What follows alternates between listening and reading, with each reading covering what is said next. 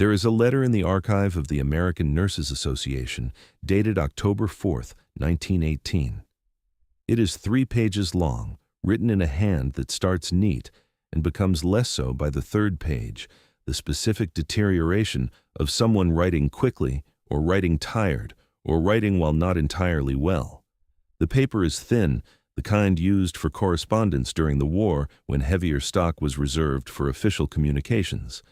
There are no corrections, no crossed-out words. She wrote it straight through. The letter is addressed to a woman named Clara Turner in Columbus, Ohio. Clara was Susanna's younger sister. I found it because I was looking for something else. I was reading through the Committee on Public Information's records at the National Archives, the censorship body the federal government established under the Espionage Act of 1917 to manage wartime information, specifically its guidance to newspapers about coverage of the influenza pandemic that had arrived in Philadelphia in September 1918. The guidance is in Record Group 63. It is specific and it is documented.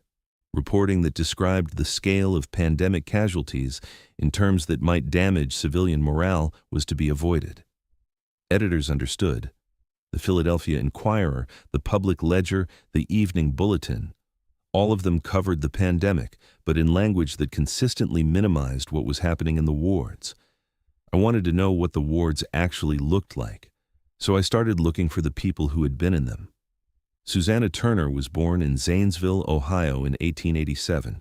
She trained as a nurse at the Pennsylvania Hospital Nursing School in Philadelphia, graduating in 1912. She worked Ward 7, a general medical ward, for the next 6 years. She was 31 years old in September 1918 when the second wave of influenza reached Philadelphia. Her personnel file at Pennsylvania Hospital is in the Philadelphia City Archives. It records her hire date, her ward assignments, her performance evaluations, all satisfactory, one marked excellent, and her date of death, October 7, 1918. Cause of death, influenza pneumonia. She is one of 12,191 Philadelphians who died in the 10 weeks between September 15th and November 15th, 1918. The mortality records are in the Philadelphia City Archives. The number 12,191 is in them. Her letters are in a different archive entirely, the American Nurses Association archive at Howard University's Manuscript Division in Washington, D.C. They were donated by her sister Clara in 1923. The collection was cataloged in 1931. The finding aid has been available since then. I requested the letters. 7 letters written between September 15th and October 4th, 1918. 7 letters written over 19 days. The last one written 3 days before she died. The first letter, dated September 15th, is almost ordinary. Philadelphia has received word about the epidemic spreading through Camp Dix in New Jersey. The hospital is preparing. Extra cots are being moved into corridors. She tells Clara not to worry. She has seen influenza before. The second letter, dated September 22nd, is different in tone from the first sentence. She writes that she was wrong to say not to worry. She writes that this is not the influenza she has seen before. Patients arrive well enough to walk in and are dead within 24 hours. The ward is filling faster than they can process the arrivals. The third letter, dated September 26th, contains the line that made me understand why nobody had read these letters alongside the censorship records.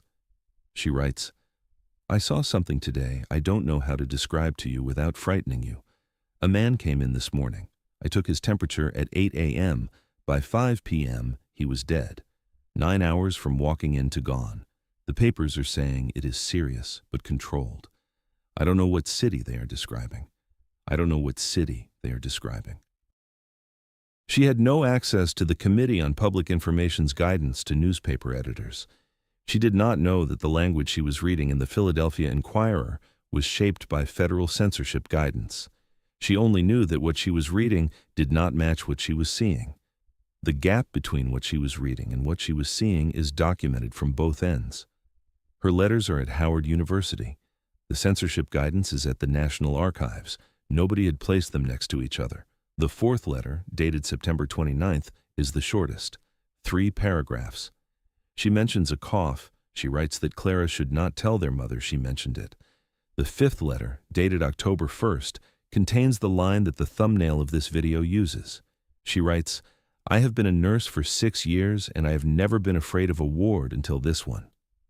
One sentence. She moves on immediately to asking about Clara's children, about the weather in Ohio, about whether the apples have come in on their uncle's farm.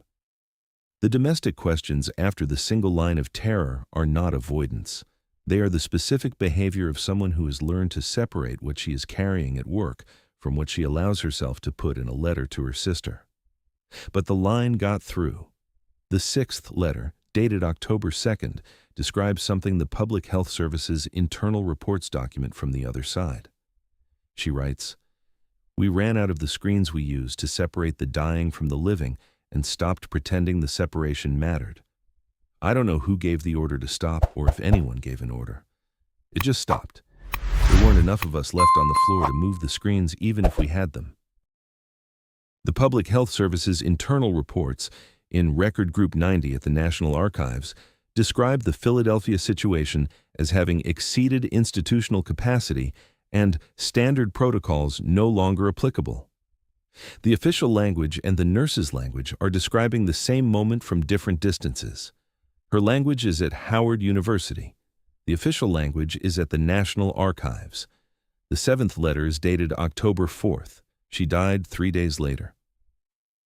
I want to tell you about the seventh letter in the next chapter because it is where the story of what she saw meets the story of why nobody heard it, and the meeting point is in a final paragraph she wrote, not knowing she had 3 days left. The seventh letter begins with an apology. She writes, "I am sorry I have been uneven in my letters. I know some of them have frightened you, and I am sorry for that. I'm going to try to write this one more carefully." She doesn't succeed at more carefully. By the third paragraph, she is writing the things she has been trying not to write since September 22nd, and the attempt at carefulness makes the writing more precise, not less frightening. The Committee on Public Information was established by executive order in April 1917. Its mandate was the management of wartime information. By 1918, it had developed working relationships with major newspapers that amounted to voluntary pre-censorship. Editors understood what could and could not be printed, and most complied without formal orders. The guidance regarding the influenza pandemic is in Record Group 63. It is not a formal censorship order. But the guidance is clear. Reporting should not dwell on mortality rates, should not describe hospital conditions in terms that might cause public panic, and should not use language implying the outbreak was beyond the capacity of authorities to manage. The Philadelphia Inquirer's coverage follows this guidance with visible precision, words like serious and precautions advised, not what Susanna Turner was seeing in Ward 7.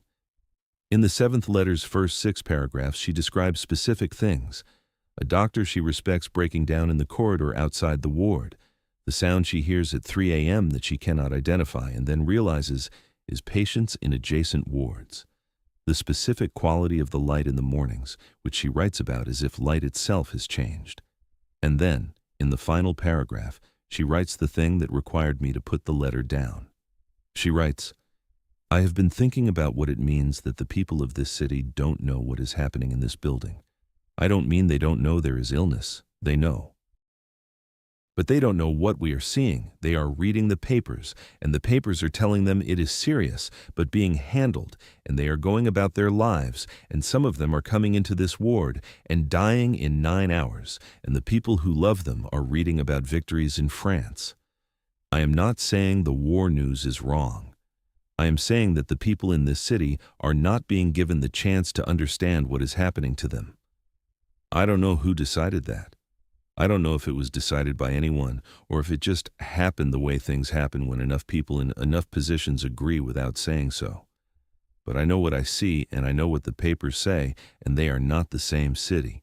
She does not know about the Committee on Public Information. She does not know about Record Group 63. She has arrived from inside a hospital ward at the same conclusion that the censorship records document from the other direction. They are not the same city." She was right. The Philadelphia Inquirer and what was happening in Ward 7 were not the same city. The censorship guidance explains why. Her letter describes what the guidance was concealing. She died on October 7, 1918. Clara received the 7th letter, read it, and kept all 7 for 5 years before donating them to the American Nurses Association archive. Clara's note is in the archive attached to the outside of the collection. It reads, in pencil, "She saw what was happening. She wrote it down.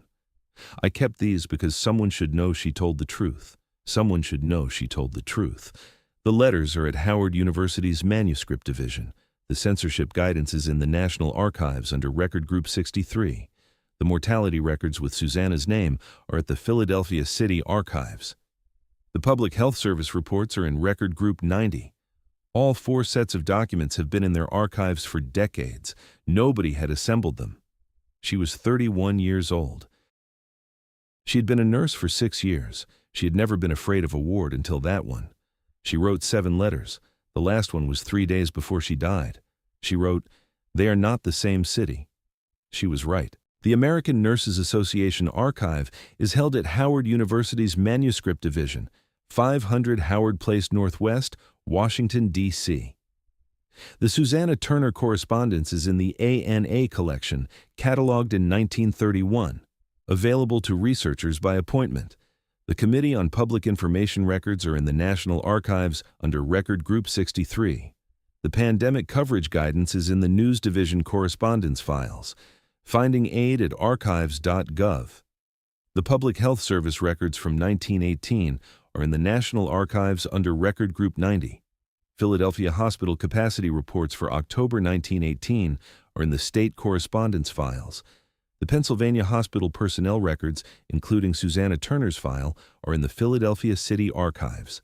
The 1918 Influenza Mortality Records, 12,191 deaths, are in the same archive. The Philadelphia Inquirer from September and October 1918 is available through Chronicling America at the Library of Congress. 4 archives, 1 story. The documents were always there. Subscribe, because next week we open another file.